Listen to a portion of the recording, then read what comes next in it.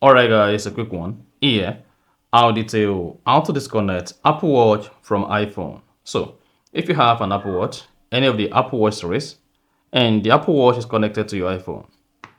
Now, you're looking for a way to disconnect the Apple Watch from your iPhone, then here's a video for you.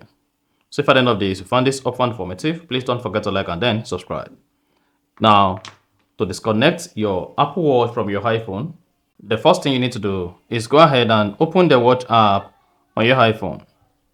Once you open the Watch app, click on All Watches at the top left, just beneath the time.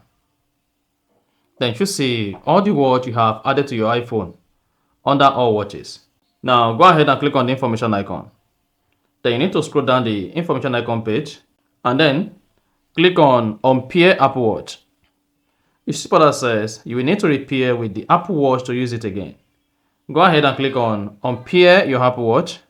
Then you see what that says you need to confirm your Apple account password to unpair your Apple Watch.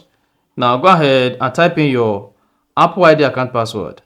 Once you type in the password, go ahead and click on Unpair.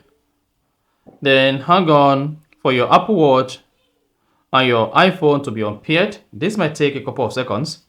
And then spot that says Unpairing Apple Watch. Then you receive an email from your Apple ID account that you've unpaired your iPhone from your Apple Watch. If you go ahead and then open the email you received, then it should say Find My is disabled. And then you just need to hang on for the process to complete. And once the process is completed, your Apple Watch will be disconnected from your iPhone, and I can now go ahead and pair your Apple Watch with another iPhone or iPad to start using your Apple Watch. Now, once the process is completed, it should say a pop that says Start Pairing. I can now go ahead to start pairing your Apple Watch and your iPhone together, and then you are good. So that's exactly how to unpair or disconnect Apple Watch from your iPhone.